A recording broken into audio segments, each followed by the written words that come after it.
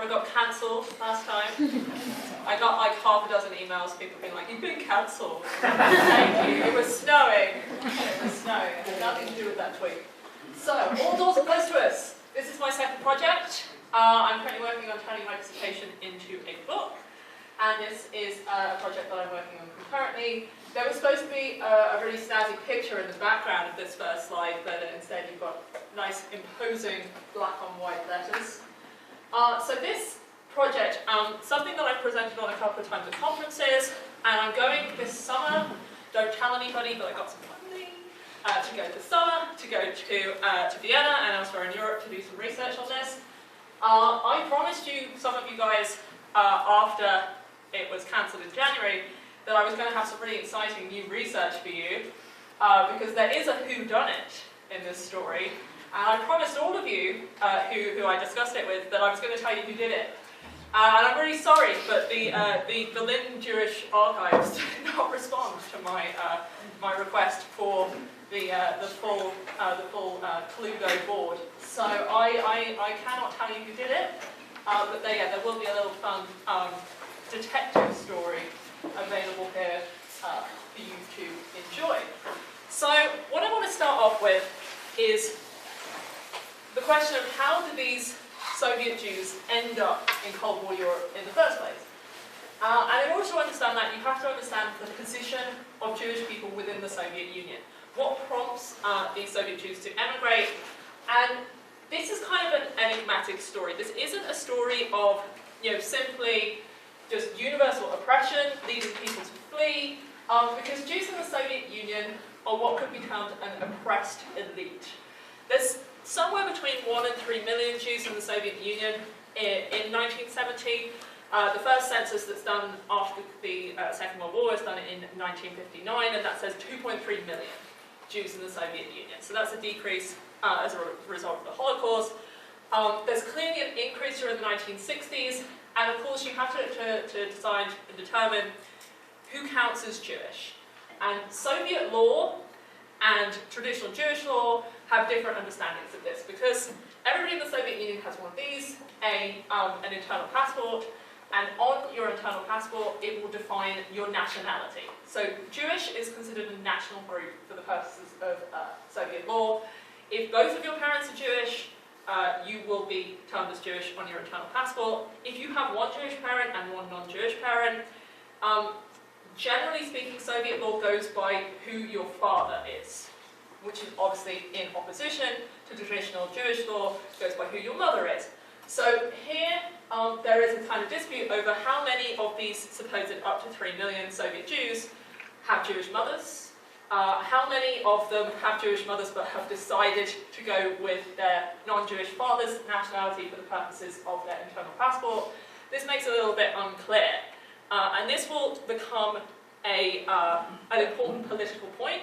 It's an important political point that still resonates particularly in Israel today, is the different notions of Jewish identity in the Soviet Union versus in Israel and in the diaspora. So the Soviet Jewish population is very, very highly educated. It's one of the most highly educated national groups within the Soviet Union, and it's very, very urbanized. Most Jews in the Soviet Union live in very large cities, they work in professional jobs, and they're very much disproportionately represented at the top of Soviet society. So the Politburo, the education sector, academics, doctors, engineers, disproportionately likely to be from Jewish backgrounds. So this makes them, in some senses, an elite part of Soviet society. On the other hand, I mentioned these internal passports. That line, the fifth line, that defines your nationality, leads to the term discrimination, fifth line discrimination. If you have Jewish written on that line, you may be subject to discriminatory measures, including quotas on university admissions. You may find yourself unable to get the job that you want to get. And in addition to this, this level of discrimination in society, there's also a level of state-sponsored anti-Zionism. We have an example of this on the right-hand side, comparing the Israeli government to the Nazis. You see here the swastika. And as you can probably see, the line here between anti-Semitic caricature and anti-Zionist propaganda is very vague. very grey. You can see here the use of these sort of anti-Semitic tropes coming through in this state-sponsored imagery. So this is the position of Soviet Jews in society. You cannot express yourself Jewishly from a religious perspective or from a cultural perspective. So there are still synagogues in places like Moscow and Leningrad, but if you go, you are subject potentially to KGB surveillance, and of course you cannot emigrate. So emigration from the Soviet Union requires you to get an exit visa, which requires you to get an invitation from a family member living overseas. And the requirement for Jews is that you go to Israel. This is your national homeland, so you have to get this invitation. Just applying for this invitation to leave, again, can lead to harassment from the KGB, can lead to removal from your position at work, can lead to being forced to move to a less nice apartment.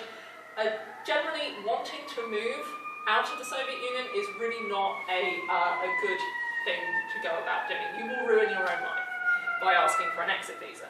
So if there's this situation in which Soviet Jews cannot express themselves Jewishly, there is state-sponsored anti-Zionism, there are quotas in this situation, what leads to this increase in the number of people who want to leave that starts at the end of the 1960s? Well, there's a few points, a few characteristics, a few factors that lead to this. So the first is within the Soviet Union itself. You have here the central image, the refusenik movement. I always think refusenik is kind of a weird phrase because in my head I think a refusenik has refused to do something. In this case, a refusenik is someone who has been refused. Someone who has been refused the right to leave the Soviet Union on application, and they form, through the 1960s, a small but increasing band of people who very, very occasionally, as shown in this image, protest publicly for their right to leave to go to Israel. So this sort of starts to get going in the early 1960s, and it's joined, the refusenik movement is joined by political campaigns outside of the Soviet Union. In 1959, the Israeli government sets up an office, Nativ, which is designed to encourage the migration of Soviet Jews to Israel. And beginning in the early 1960s, Jews in the diaspora, particularly in the United States, join in this rising movement. So Elie Wiesel, he goes to the Soviet Union in 1964, and he writes The Jews of Silence, a very small book, more of a pamphlet, stuff is thick, about, well, the title ostensibly refers to the silencing of the Jews of the Soviet Union. They cannot express themselves politically, they cannot express themselves religiously.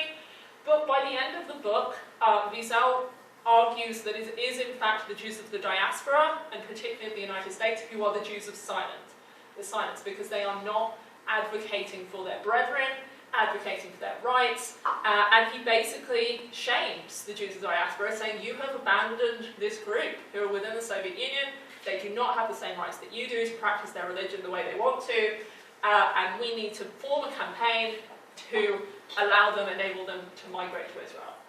So this starts to get going in the mid-1960s. Here on the right-hand side, my favourite group, the group I did my master's dissertation on, is Student Struggle for Soviet Jewry. Triple SJ, they are formed in New York City in 1964, and they bring these sorts of public-oriented protest tactics that we see in the civil rights movement, we see in the anti-Vietnam War movement. They bring these to bear in their campaigning for Soviet Jews' rights to emigrate. So you see on the right-hand side, they're campaigning publicly. I believe that one is actually in Philadelphia. They frequently campaign in New York, where they're founded, particularly at the United Nations. They pretty much set up shop outside the Isaiah Wall, with the quote of outside the United Nations headquarters. And they do all sorts of random protests, very, very public.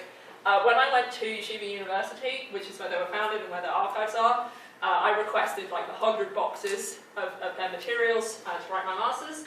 And the archivist came back and said, so you've requested box number 23. did you want that? And I said, yes. He said, well, it's a 6-foot-tall papier-mâché bear. And I said, definitely yes. And so I have a selfie, sadly I didn't put it on the slide, a selfie of me with said bear. The point of the 6-foot-tall papier-mâché bear is to represent the Soviet Union. So they would come to their Isaiah Wall protest, or wherever they were protesting, with said bear, and with baseball bats that would be marked with things like Jewish pride and human rights, and they would attack the Soviet bear as a form of protest. So this is SSJ. This is how they're raising awareness of this particular problem. They're a fascinating group, and you'll see on this slide they have Kuznetsov, and you can't quite see the start of his name, but that's Dimshitz, Mark Dimshitz. This is a campaign, this is a particular protest that went after what was called the Leningrad hijacking trial. This was in 1970. In June of 1970, a group of refuseniks organised a private flight from Riga, ostensibly to Leningrad, for a wedding, sometimes called Operation Wedding. And these two men, who were the ringleaders, one of them was a former military pilot with the Soviet Air Force, and he had planned to hijack the plane and fly it, instead of flying it to Leningrad, fly it over the Iron Curtain, end up in the West, and thereby free all of the passengers and let them emigrate to Israel. The plot is discovered quite quickly by the KGB. They are, the ringleaders are arrested on the tarmac. An additional, I think, 30 to 35 people are arrested elsewhere in Riga, elsewhere in the Soviet Union. And on Christmas Day, 1970, the ringleaders, Kuznetsov and Dimshitz, are initially given sentences of death for plane hijacking. The Soviet Union tries really hard to emphasize the Leningrad hijacking trial as an example of the kind of violent plane hijackings that are taking place during this period. This is apparently dubbed the golden age of hijackings. They try to really emphasize this and make them look like they're criminals, make them look like they were murderers and aggressive and violent. It completely backfires. There is a massive international campaign, including these protests, against the sentences, which by New Year's Day in 1971 have been commuted. This is still commuting to, as you can see, 15 years of hard labour for each of the ringleaders. But it's the Leningrad hijacking trial of 70-71 that really brings the Soviet Jewry movement, as it's known, to the forefront of political consciousness in this period. You get to the point where they're making jokes about it on Saturday Night Live, which is when you know you've made the big time as a political movement, where they can take a Soviet Jewry movement joke out of your efforts. So this is kind of the backdrop to this rise in the number of Soviet Jews who migrate. So it goes from hardly any at the start of the 1960s, small number at the end of the 1960s, and then by 1970-71 is rising exponentially. So you have, at this point, the establishment of this system. Yes, I did do this on paint. So, this is the system that is set up to enable those who are given exit visas to migrate out of the Soviet Union.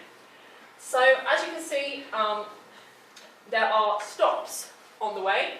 You cannot fly directly from the Soviet Union to Israel. There are no direct flights. Therefore, you have to go to a neutral third country before moving on to Israel.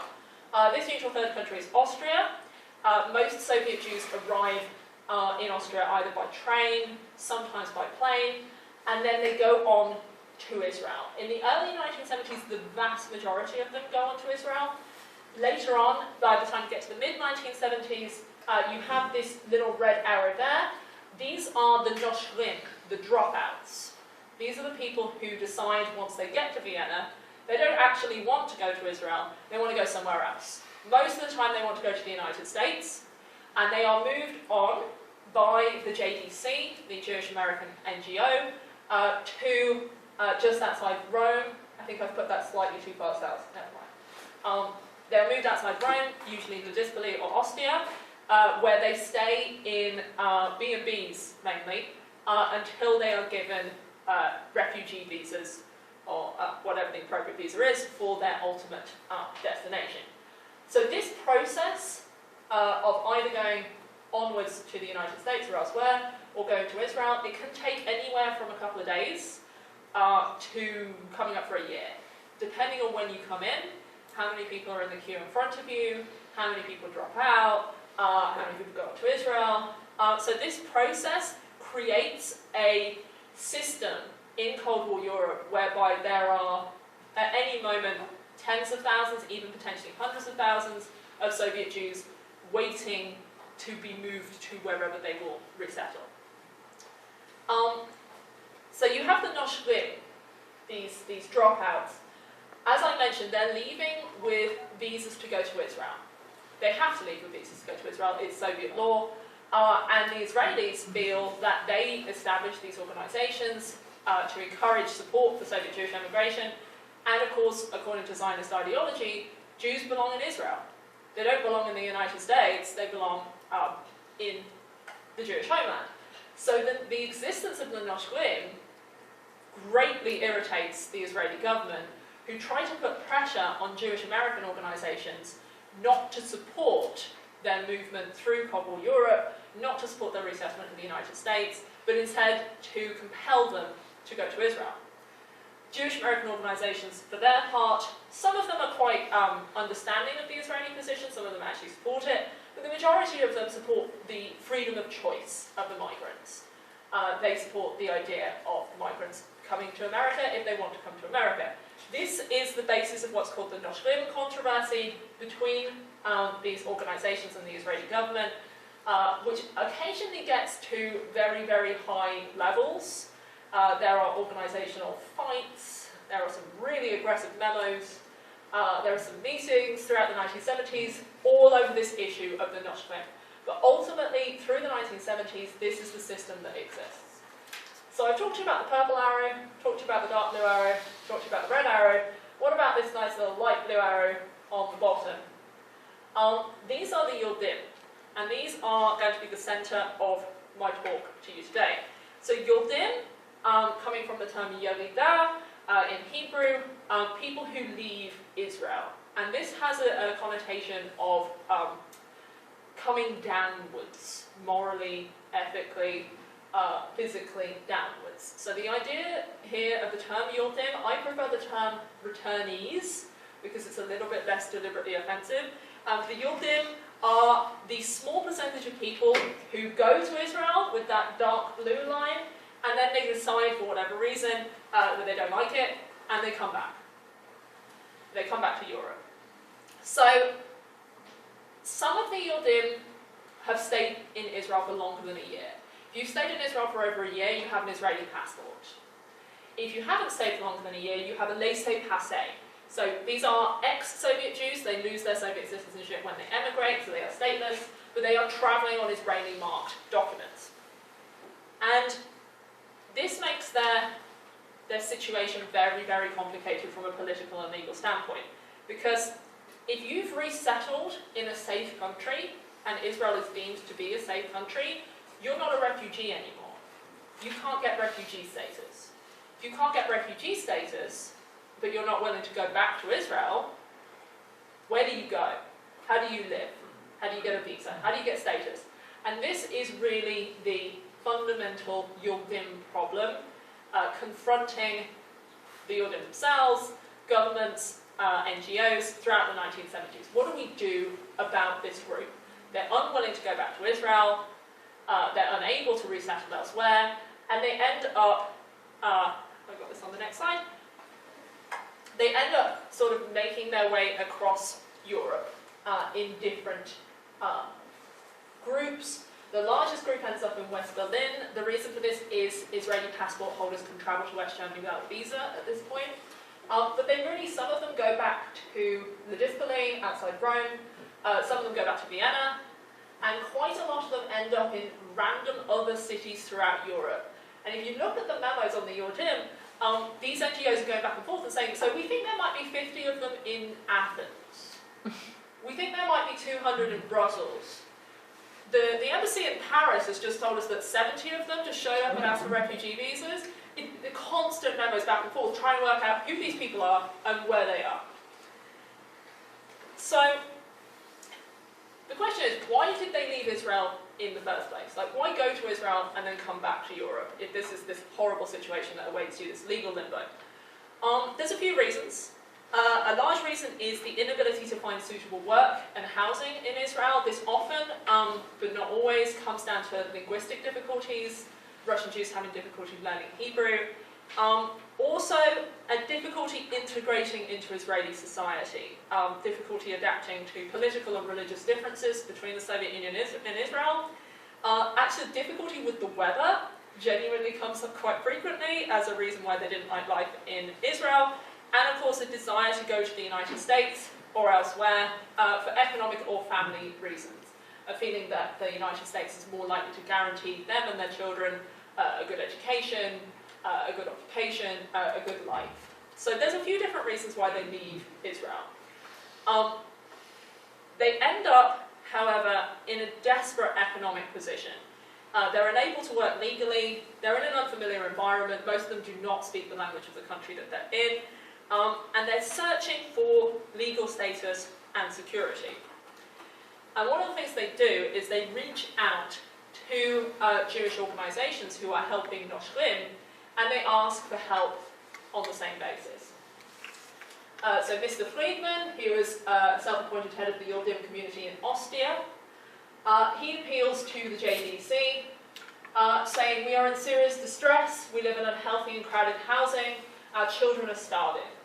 So you can see here that the sheer desperation of the Yordim community and the complications they added to the process of emigration. They were widely reviled by the Israeli press, the Israeli government, who basically felt that they had abandoned Israel, they had rejected Zionist ideology. This is especially important after the 1973 war, or around the 1973 war. There's a feeling that they are, in some sense, traitors. They have left deliberately. They were actually, at some points, legally restricted from doing so by the Israeli government. And as you can see by the response, JDC don't really like them either. There is absolutely nothing we can do for them. This is a policy decision. They are free to leave Israel and try to settle elsewhere, but not with JDC's help. So this is pretty short shrift that they're getting here. Why? You should see some of these memos. The JDC is writing back to its HQ from Italy, and they are basically mocking the Yordim. So they say, we're in for quite a siege. This is an incident in which the Yordim set up a picket line outside the JDC offices in Rome, demanding help. And the JDC write back to their HQ and say that we're in for quite a siege. May even last long enough they'll spell our name joint with a J instead of joint with a G. So they're making fun of their inability to spell the English language at this point, which I feel is kind of cruel of the JDC to be doing this. They also have this opinion that Yordim are being used by a group or groups unknown. There are some allegations that perhaps the Soviet government, perhaps some anti-Zionist groups, perhaps some leftist groups, it's never really spelled out exactly who, but somebody has manipulated the Yordim into coming back to Europe. This is not a decision they've made on their own. This comes up again and again in these memos. It's really interesting to see how Jewish American NGO staff read the Yordim problem and how they understand it, and it's with not a lot of respect. So part of the reason I think that the NGOs are being so dismissive is that without an out, without a route out of Europe, the Yordim will be on their casebooks forever. If they can't get refugee status, they're going to need housing assistance, food assistance, medical assistance, potentially indefinitely. The other reason is that they complicate the Noshrim controversy. So there's already this dispute going on about dropouts between the Israelis and Jewish American NGOs.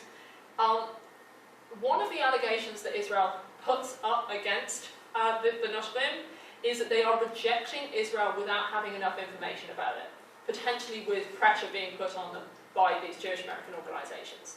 that they don't understand how great life is going to be in Israel, they're being led astray by these groups. Well, the yordim kind of complicate it, because they've actually lived in Israel, and they've rejected the society there on its own merits, or its lack thereof. So they put paid this idea that is really at the heart of the Unwilling controversy. And there's a lot of pressure from the Israeli government to send the yordim back to Israel, which they are extremely unwilling to do. As you can see, things get rather heated. The yordim fire back at the JDC, accusing them of behaving like the Soviet government, and at one point accusing them of behaving like the Nazis. Our families are starving, like the Jews starved in Nazi concentration camps. This is the level of desperation that the community in Austria are getting to, blaming Jewish American organisations for their plight. This is not the only group of yordim who are extremely politically active on their own merit. This is something that's really a big part of the yordim issue, as their own activism on their own behalf. So, if they're not getting help from the NGOs, who are they getting help from? So they're getting help from some, I say local governments, by which I mean national governments within Europe, and also Jewish communities within Europe itself, particularly in West Germany. The yordim generally tended to resettle in areas that already had small Jewish communities, places like West Berlin, and the local Jewish communities were not altogether pleased to have several dozen or even several hundred Soviet Jews turn up and basically be like, hi, we need somewhere to live. This was not much fun for them. These are small Jewish communities without enormous quantities of resources. But these Jewish communities become a really important part of solving the plight of the yordim and the yordim's problems. So here we have Heinz Galinski in the middle, who is the head of the West Berlin Jewish community, later the West German Jewish community.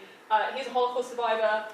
Most of the Jewish community in West Germany at this point are Holocaust survivors, or their children. It's generally quite an old community, old average age. So the arrival of these Soviet Jews, who are generally young working adults, is a real turnaround in their fortunes and in their situation.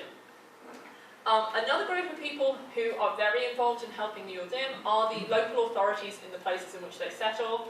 So mayors' offices are very much involved, local municipalities are very much involved, and in some cases, leaders of various countries, particularly Austria. We have here on the left-hand side Bruno Kreisky, Austria's then Chancellor, who is himself Jewish. He is very much interested in the Jewish community, whether it's the yordim or the noshwim, who are established in Vienna at this point. So he is very involved in trying to get legal status for yordim who are in Austria, and trying to find some solution to the problem. So the yordim themselves, I mentioned, were very active in advocating their own resettlement. They approach government representatives and agencies themselves. They're particularly very good at going to embassies, sitting in the lobby and refusing to leave. This works quite a lot, actually. They do this in Belgium a couple of times, in the US Embassy in Brussels. And on a couple of occasions, they actually get visas. They're like, please go away. Yes, you can have a visa. Okay, get out of our lobby. So they're an interesting group. They're very, very active in advocating for themselves. They put on public protests. I showed you a picture of the public protests they put on before they left the Soviet Union. So they already have experience here. This is something they do as well in Europe, in Western Europe. The other groups that are willing to help them are non-Jewish organisations. Groups like the Tolstoy Foundation, the International Refugee Committee, and some smaller, non- or even anti-Zionist Jewish groups. So you have Rav Tov, who are an agency associated with the Satmar Hasidic group, notably anti-Zionist. They are very involved in supporting the yordim. They feel that the yordim are better Jews than the Israelis, I think is the term that gets used. And it's actually embarrassing to the wider Zionist groups, or Jewish American groups, that groups like Ravkov are getting involved in supporting the Yordim. Hayas at one point tries to completely keep this involvement quiet. Says, do not mention it, do not tell them that Ravkov are here, just keep it quiet, say nothing about it. It doesn't really work very well. So I promised you a whodunit. Here is the whodunit. So in December 1979, 31-year-old Alexander Varshovsky, who was a Soviet Jewish immigrant, was found stabbed to death on the campus of TU Berlin University.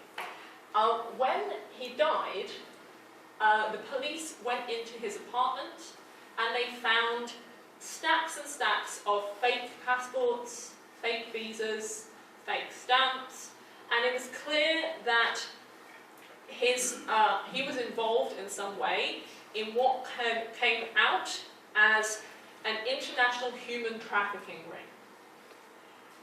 His death was soon linked to 2 other deaths, one of which happened in a West Berlin prison cell, and one of which had happened in Ostia. So you can see here the links between international communities of Yordim. Dozens of people were actually convicted for fraud offences and for immigration offences after his death, subsequent to the discoveries in his apartment, but nobody was ever convicted of his death. Nobody was ever convicted of his murder. So clearly there is some sort of international criminal organisation or organisations who are operating across Europe, helping Yordim to gain papers illegally. What came out during this trial is that for $3,000 US, you could get a West German passport.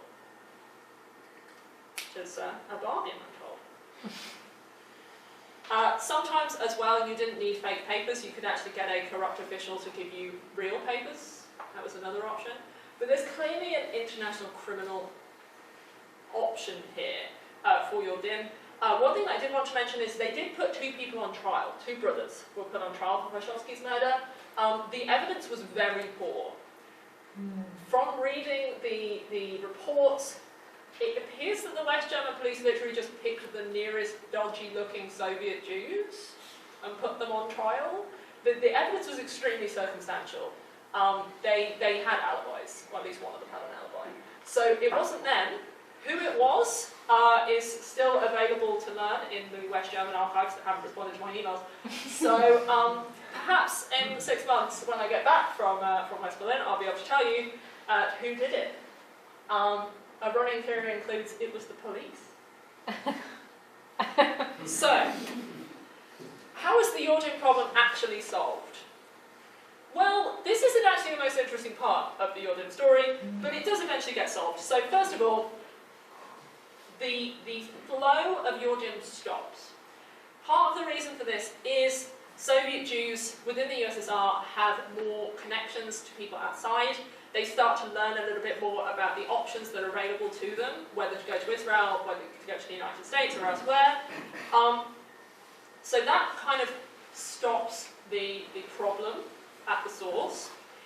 For those who are already in Europe, there are a few different solutions.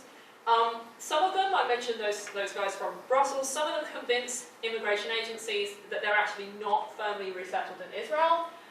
This is an INS statement from 1979 that acceptance of Israeli nationality is involuntary.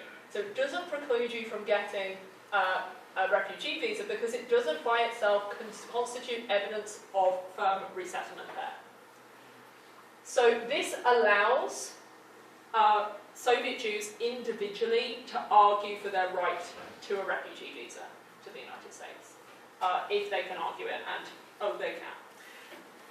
Some of them are able to resettle in third countries, notably in West Germany. West Berlin repeatedly just issues work visas. It's like, well, we've got 5,000, we'll issue them all. Anybody who arrives before this date, you can have a visa. So you get a fair number staying on, particularly in West Germany, but also elsewhere, and a very few do actually go back to Israel. They just give up and go back.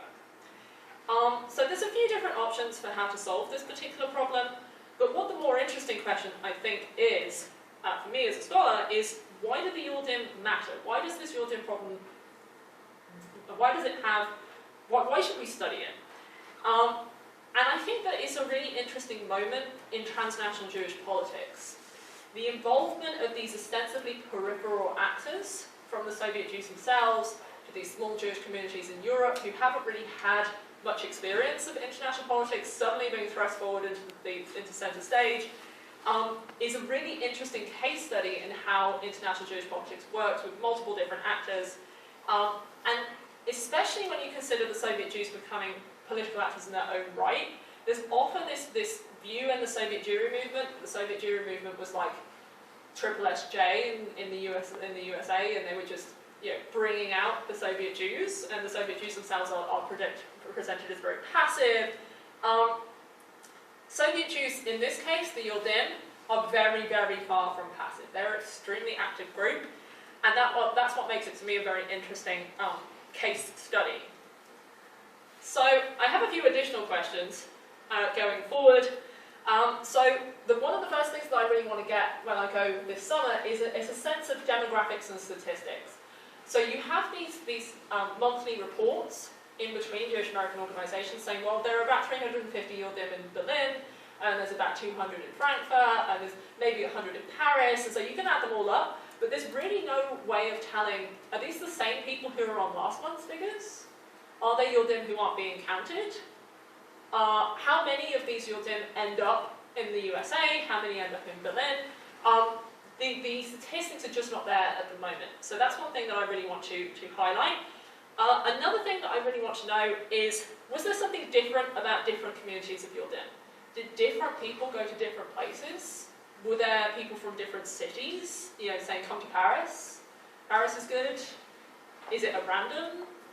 What is fueling the decisions about where to resettle? How did communities of Yordim work together? Were there communiques between the Yordim in Rome and the Yordim in Vienna and the Yordim in Berlin? How organised were they? Do they constitute themselves a political group? Do they have a name? And what did local governments think about the Yordim? So at one point, the NGOs, the Jewish American NGOs, are concerned that Soviet Jews will not be allowed to stay in Vienna. They're concerned that the number of Yordim will irritate the Viennese government to the point that they will stop all transmigration. Is this actually a reasonable fear, or have they just made this one up? Do they just think that this could be a problem, and actually the Viennese were not considering it at all, or is this something that genuinely was a prospective issue? And of course, who killed Alexander Bushowski? That's my final question that I would like to answer to get it laid to rest. So a few different questions, which I'm hoping to answer. I'm going to be based in Vienna over the summer. I'm going to do some research there, some research in Berlin, possibly in Paris and Rome as well. So hopefully I'll come back in August and tell you the answers to all these questions. And I'll write an amazing book, and you can all read it. It will be great.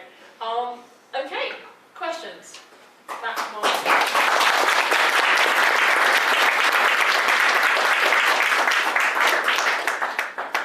speak for a huge amount of time. Just as usual, if you just identify yourself.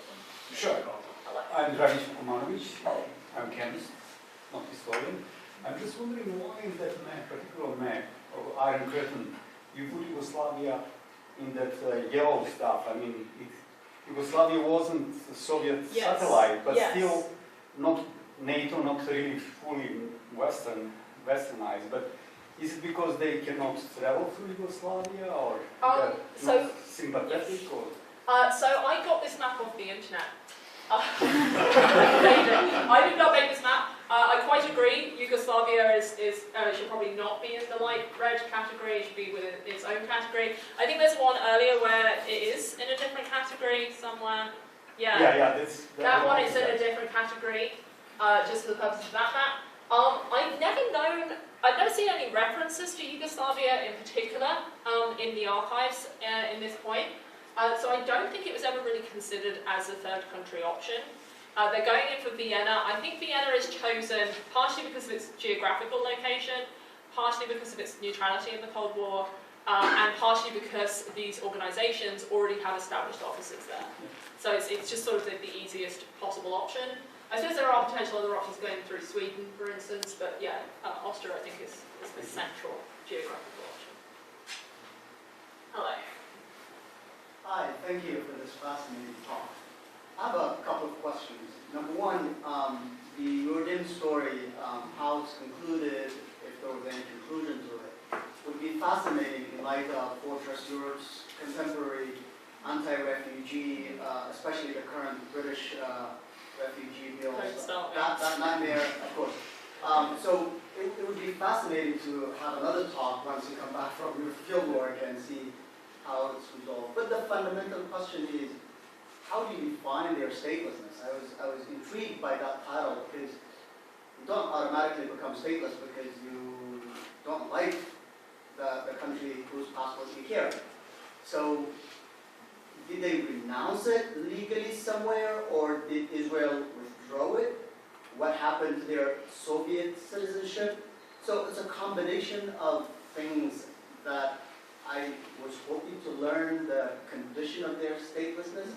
If you could elaborate on that, that would be wonderful. Thank you. Sure. So when you leave the Soviet Union, they withdraw your Soviet citizenship. So Soviet Jews, during this moment of transition, are stateless, according to Soviet law.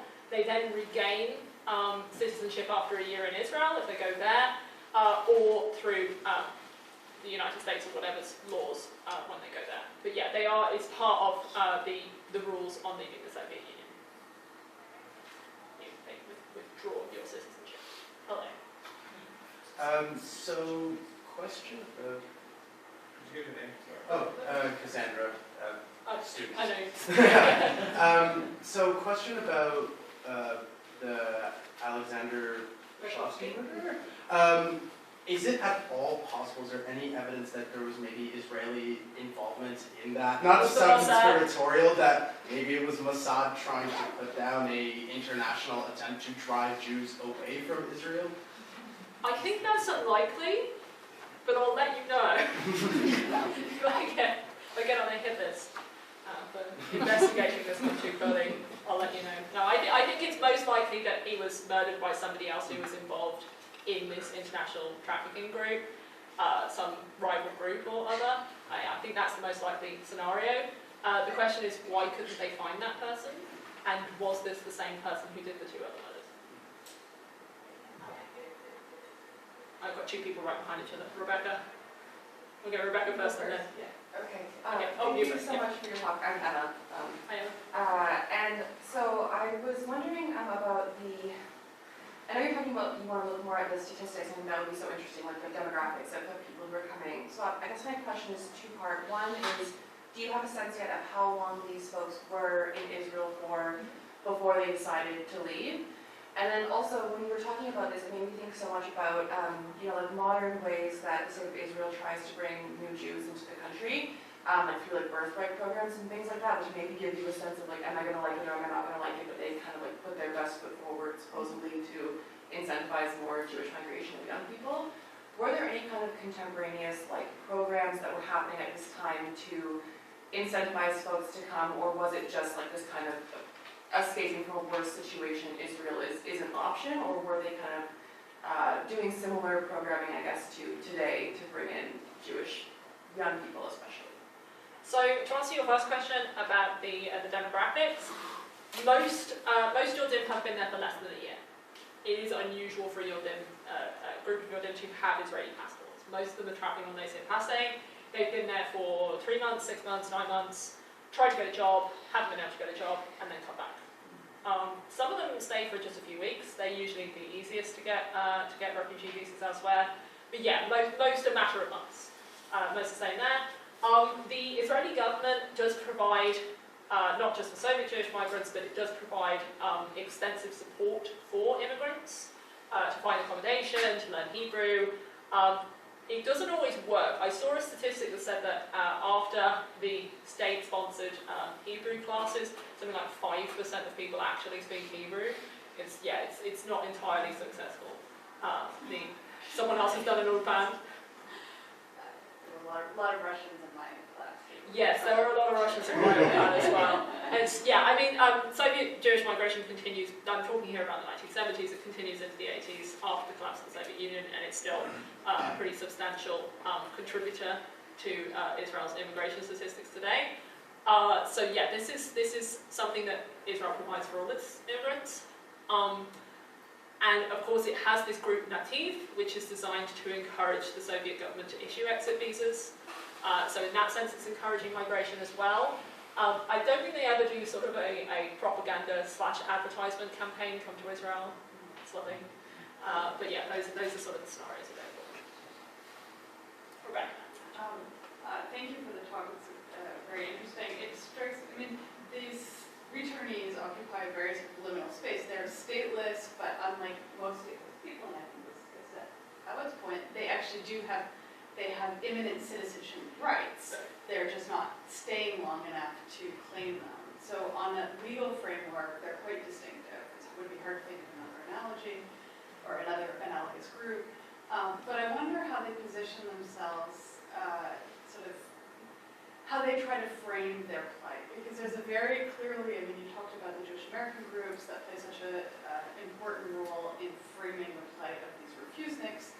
And it doesn't necessarily mesh with the reasons Soviet Jews are seeking to leave the sort of international discourse around, their inability to practice their religion. Most of them believe, many of them are not religious, and not interested in religion, right? So there's that disconnect, but they can find a place for themselves within this larger framework, saying, yes, I want to leave the oppressive Soviet Union and go somewhere else. How do they articulate their plight as people who are coming not from, the communist Soviet Union, which is oppressive, but from Israel? How do they navigate this sort of difficult terrain that is obviously complicated for all the NGOs? So this is a really interesting question, and it's something I want to speak to a little bit more as I develop this project. So yordim are very critical of Israel. They are very, very critical of Israel. They're like, Israel was worse than the Soviet Union, I couldn't get work, I'm an engineer, I have 2 master's degrees, I was sweeping streets, I can't speak Hebrew, it's the worst place in the world, I want to go to America, it's going to be better there. So there is definitely a real rejection of Israel and life in Israel, and in some cases a feeling of misrepresentation, that they have been promised a lifestyle that they will never ever get. And this actually occurs among Soviet Jews once they get to America as well. They get very angry. I've got a piece in the very, very long review process. 7 months, guys, 7 months since I've had this review, on how Soviet Jews and Jewish Americans understood each other after the position of migration. And I see the parallels there very much as well. This feeling of we came out of the Soviet Union because we were expecting America to be wealthy and everything to be great, and now we're stuck in this tiny little apartment, we can't get work, I'm a violinist and I can't get a job, and it's generally a feeling of rejecting Israel, and Israel having misrepresented itself to them as well. I've got a few people with their hands up. Go on. If someone else says that, right. Okay. You say that part of the project has to do with seeing the way that these various Jewish organizations also interact with one another, form this sort of transnational network of operations. And the period, especially when the yordim are coming out, is a particular period in the relationship between Israel and the rest of the world. So it's after the '67 war, and as you know, the '73 war. Israel's coming under, including from European Jews, coming under criticism that it has not had before '67, and especially the Jewish left. Part of this concern is playing out of the yordim is not just, American Jewish groups being frustrated, it's also playing out very publicly, and not just with the Satmar, this dirty laundry of this other side of non-Jewish, non-Zionist, anti-Zionist spectrum. So that was just wondering whether this informs the discourse and especially the embarrassment. Oh, absolutely. Yeah, absolutely. The Israeli government are humiliated by the existence of the yordim in Europe because they show them up. There's this whole group of people who are like, Israel sucks. And they're in Vienna and they're in Rome and they're really concerned, particularly about the ones in Vienna, that they're going to speak to these Soviet Jews who are just coming out and say, don't go to Israel. We went to Israel, it was terrible. Now we've come back and we can't get into America. You guys should go straight to America. So they believe genuinely that the existence of yordim is fueling the dropout rate, and they're trying desperately to put pressure on the local Viennese government and on the NGOs, the Jewish NGOs, to move them out, get them away. Don't let them put pressure on these migrants. You know, they'll lead them astray. So this is a huge thing. Something that I've noticed is there doesn't seem to be a lot of involvement of like leftist groups in helping the yordim that you might see, like some of these anti-Zionist left-wing groups that you mentioned. Rav Tov was a surprise to me when it showed up. I had never heard of it. And then I Googled it, it was like, the Satmar? What are the Satmar doing in Cold War Europe? The answer is they're doing quite a lot. They're resettling quite a lot of these returnees, based on their sort of anti-Zionist Israel sucks kind of approach. Kat, you've already had one question, so that's behind you. Hi, my name is Edward. I'm a grad student here. Thank you for your talk. I'm wondering how much continuity or discontinuity you've observed between Israeli government policy, immigration policy, but also broader social attitudes during the 70s and now, with respect to what you talked about. Can you expand a little bit on that? Just in terms of like, you know, how people perceive or treat Jews who leave Israel. That's an interesting question. So there is a lot of critique of Jews who emigrate from Israel, not just Soviet Jews. Initially, after the establishment of the State of Israel, it's actually pretty difficult to get an exit visa to go. They try and keep their community there. It's difficult to leave. And there is still criticism of Israelis who leave and go somewhere else. This is implicit in the term yalida, to go downwards. You're actually making yourself worse by leaving Israel. The yordim are a particularly difficult example of that because they have received help from the Israeli government as new immigrants, and then they have rejected it. So the vitriol against them is particularly harsh in a period in which there is already criticism of those who leave in general. It does decrease into the present day, but I would say it's still present, that Israelis leaving.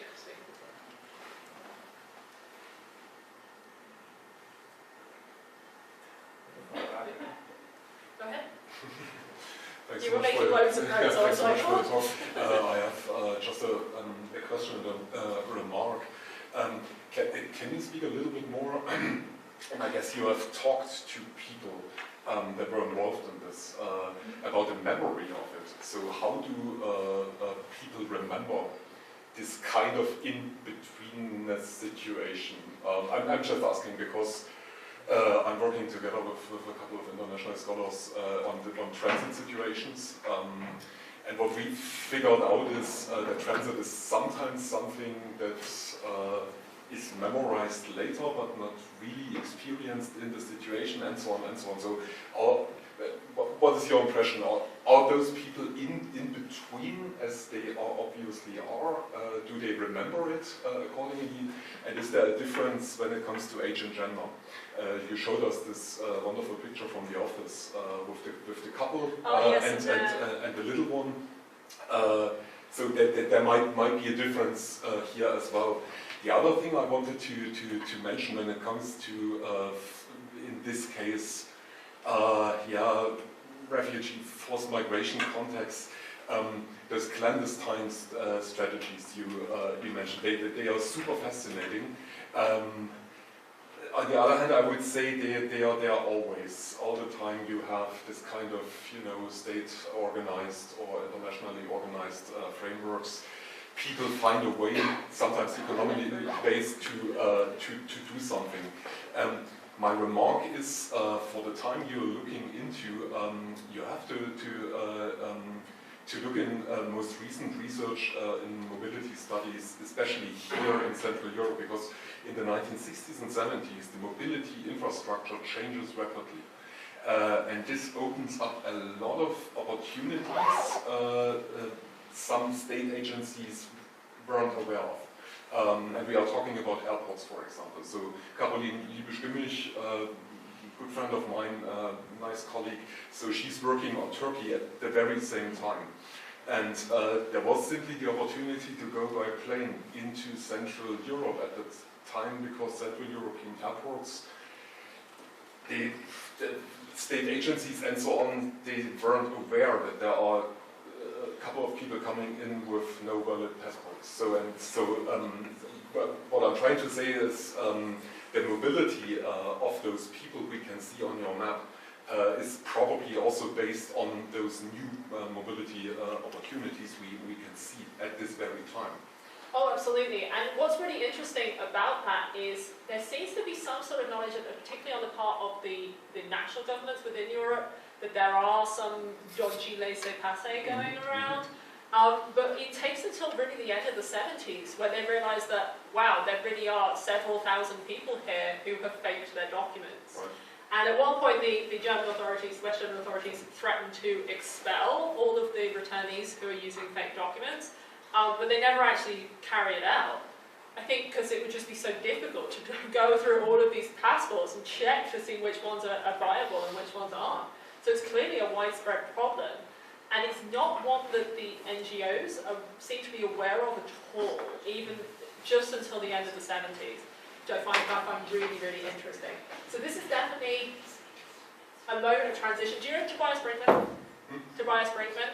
He's been working on this on airports and places of transition. This becomes, again, a particularly big issue later in the 1970s when the process of getting through this system slows down. You have, for various reasons, the end of the Vietnam War, increasing the number of refugee applications to the States, and increasing the number of people who get exit visas. You go from being able to get through this system in a matter of maybe a couple of weeks to it taking months. And this is when this particular period in a migration experience starts to become a really long and extensive experience. And you start to see it. I've read a few memoirs written by people who went to the States, people in Nostrim, and they often talk about this period of being in Vienna, being in Rome, and what it meant for them to see the West for the first time, and their first experience of going and seeing modern clothes shops and all sorts of stuff that isn't available in the Soviet Union. So that's kind of part of their experience. Often it's a sort of coming-of-age experience because a lot of these memoirists were young adults at the time and they experience it as an increase in personal freedom that you would get at that age. I've not read a memoir by a returnee. That's one of the things that I hope to do this summer, try and find some and talk to them about their experiences of resettlement. For them, this experience of limbo goes on often for years. Waiting to get that visa, waiting to get that passport can really drag on. So that experience isn't just months for them, it's a huge chunk of their life before they actually get to resettle and re-establish. You've had your hand up for a while. Anyways, you mentioned that Soviet Jews immigrated to Israel. Many of them are not happy with this yordim, and they not everybody could be Avi or Lieberman and others to be successful. They have struggled to get the refugee office and that. Is there any evidence how many of them returned back to Soviet Union? This is first part. And second part, those who immigrated to the US and being so disenchanted how hard it is to be successful there, is any of them returned back to Soviet Union? And the second part of the question is because they befriended intellectuals, academics from Moscow, who've been through Israel and Canada, in Kingston actually, highly successful back in the Soviet Union. He was so disenchanted, disappointed, and returned in Moscow, and they created or offered him chair of Department of Jewish Study, and he was happy to be there.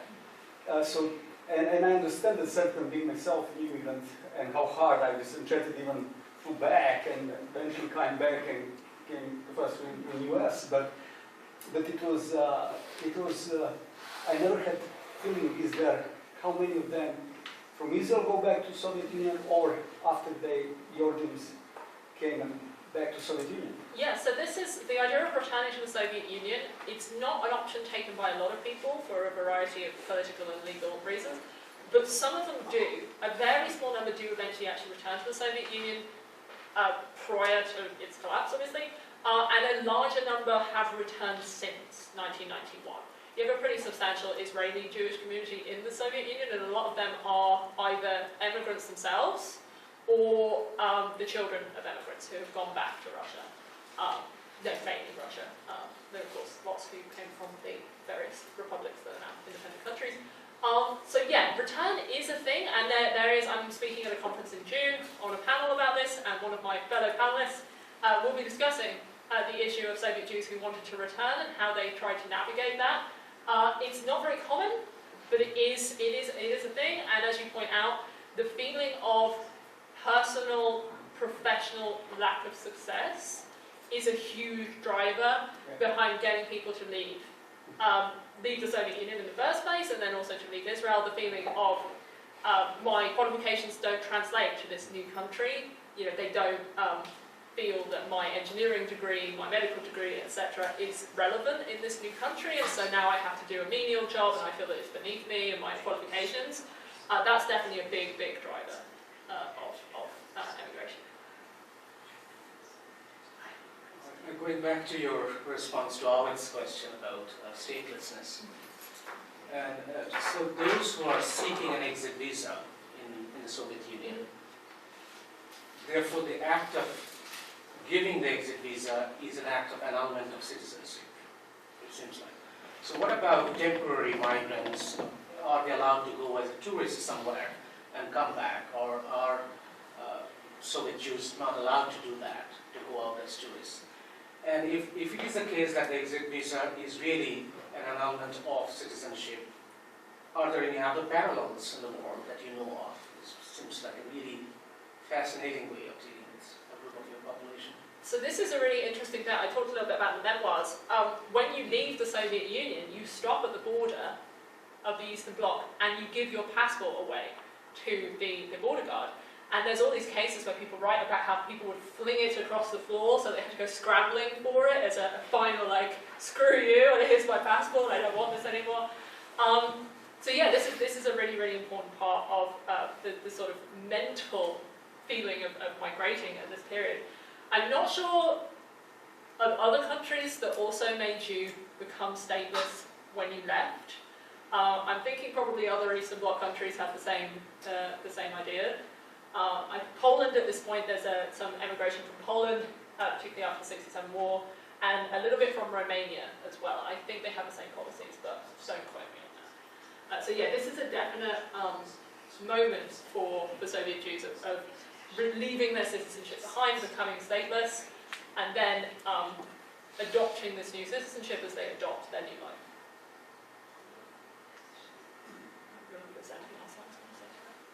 Okay. Somebody had their hand up from earlier. Amy, my name is Awad, by the way. Sorry, I didn't introduce myself. My office and yours are next door to each other. My office was somebody else's office, so it has pictures of somebody else's children on the wall. I want to push you a little more on the idea of statelessness. And Rebecca pointed out my question, framed my question a lot better than I thought. And the reason I want you to speak more to this is because of the conceptual relevance beyond the yordim of what you're doing. So, and it straddles legal, political, historical issues. And, for example, a Soviet Jew leaving the Soviet Union on the grounds that the Soviet Union is a terrible place to live in as an engineer, you only find menial work, is not grounds for statelessness, for example. Or you go to Israel, by definition, it means you sign up to Zionism. And you don't wake up, become anti-Zionist or born again anti-Zionist because the reality, the physical reality of Israel is difficult. So if you could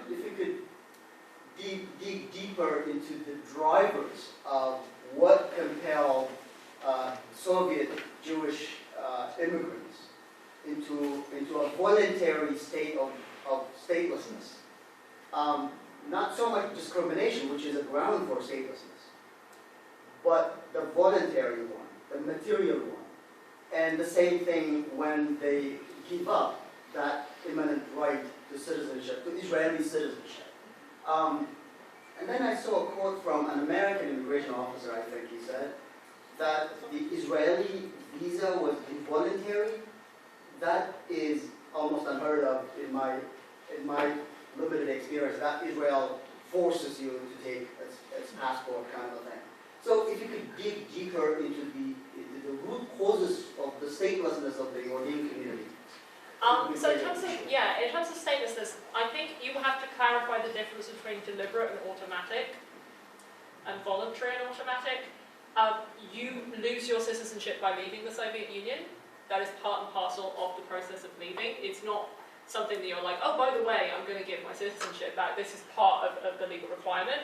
So the situation there is then, why are you emigrating? Knowing that you're going to be giving up your passport and doing so. And I think for some immigrants, Zionism is an aspect of why they want to migrate. It's often lionized in the Soviet Jewry movement as these are, active Zionists and they want to go and live in their national homeland. But this is a group of people who've grown up in a deliberately anti-Zionist state. Really, I think for the majority of them, the reason they're leaving is because they're hoping for a better life, a better situation outside of the Soviet Union. Not really for religious reasons, much more economic drivers I see here. Particularly, there seems to be a push for education, access to good education for their children. It seems to be an absolutely central reason why Soviet Jews want to leave.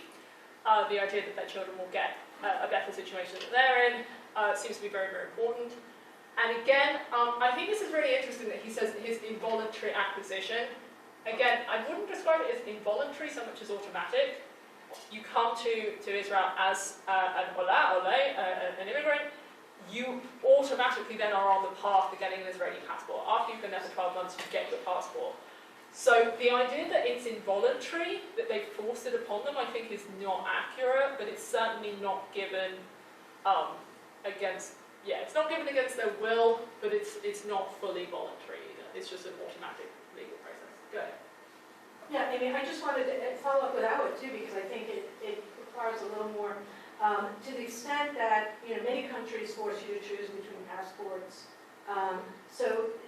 What's happening in the Soviet Union is basically, at that moment, you have given up your passport because the state of Israel claims you as an automatic citizen because they extend that to all Jews. Yeah. So the imminent, even before you get that piece of paper, you have, whether you're Mayor Lansky, a known criminal, or anyone else, you're entitled to as a Jew to be a citizen of the state of Israel. So in a way, there's a dialogue there. I don't know whether that's the case with Armenians, for example, who are also allowed to immigrate in comparatively larger numbers than your average, perhaps, background Orthodox Christian Russian, right? Right, so at this point you have to migrate to a national homeland, which basically limits Soviet immigration to Jews going to Israel, Volga Germans going back to West Germany, and Armenians going to Armenia. That's pretty much your options available to you. On the back. Hi, sorry. Oh, no worries. So yeah, I'm a master's student in Kingston. You kind of mentioned it, or answered partly a moment ago. Sorry, can you speak a little louder? Yeah, sorry. I'm just curious about, so the yordim that ended up settling in Israel and they left, you said they were critical of their sort of settlement patterns or how that shaped up, and that Israel then some NGOs characterized them as anti-Zionist. Was there any kind of anti-Zionist sentiment among that group in their published writings when they left? Did that crop up at all, or was that sort of just a propaganda? I think there's a whole range of feelings about Zionism within the Soviet Jewish population and within the Yordim population. Some come out with Zionist zealous ideas and are like, it's going to be amazing, we're going to go to Israel, it's going to be great, and then are disenfranchised and feel completely, they have a complete about turn on their position.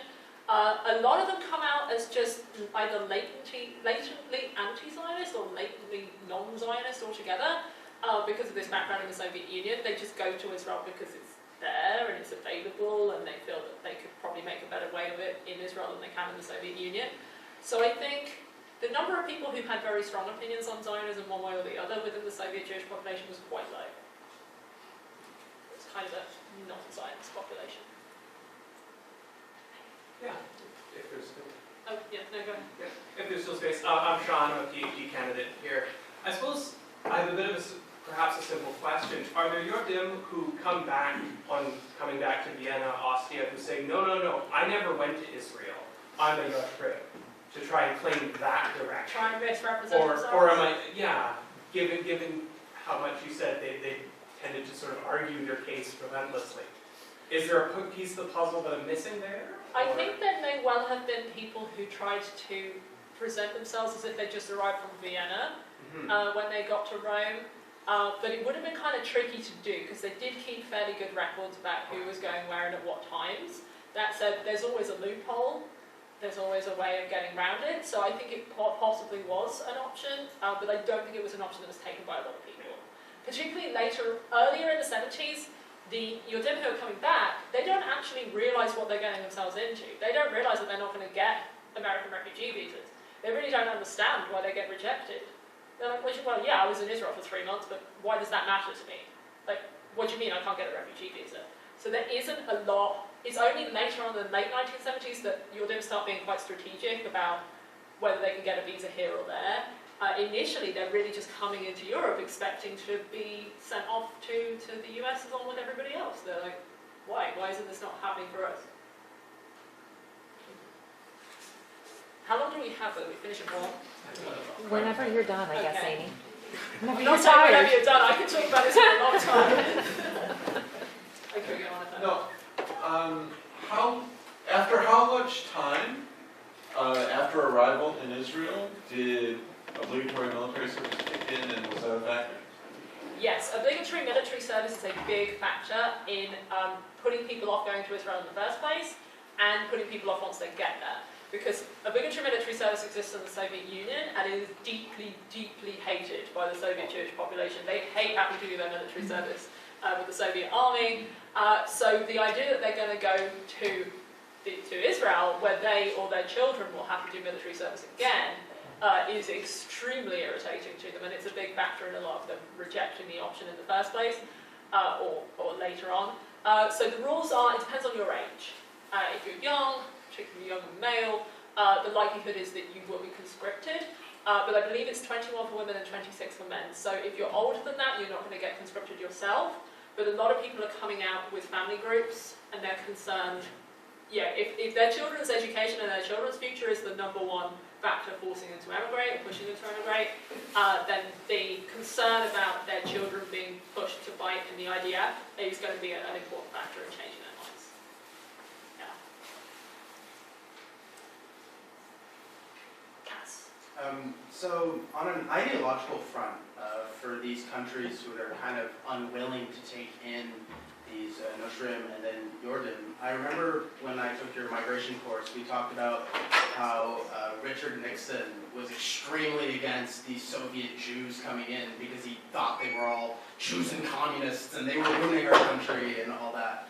And how much of a factor was that in these countries, sort of being unwilling to take in and kind of driving them, like, go to Israel, go to your homeland, instead of, like, don't come to America. Like, how much was that the belief that they might be communist agents, or like how the ideological war of the Cold War?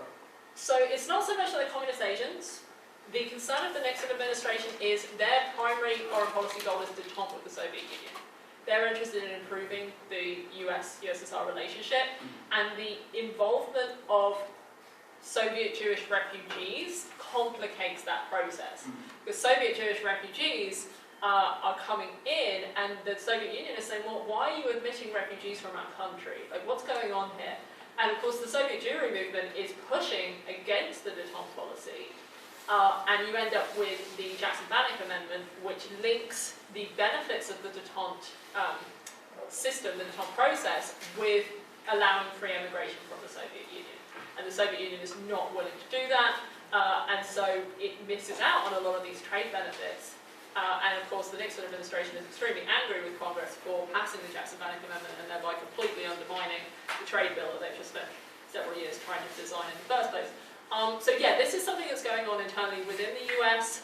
I wouldn't say it's so much of a factor in Europe. Obviously, you do have Ostpolitik going on at the same time, but I would say the concern is generally a little bit more legal. You know, if these guys can't get resettled somewhere else, they're going to be our problem and our budget problem, potentially indefinitely. We do not have the budget to support them. We don't want several hundred or several thousand illegal migrants living in our cities with no way to go, no way to resettle. So there is definitely that. I think that's more the concern there. Glad I got it. 1 minute, so there's a final question or two. More questions? In that case, wonderful talk, wonderfully knowledgeable questions and answer period. So one more round of applause.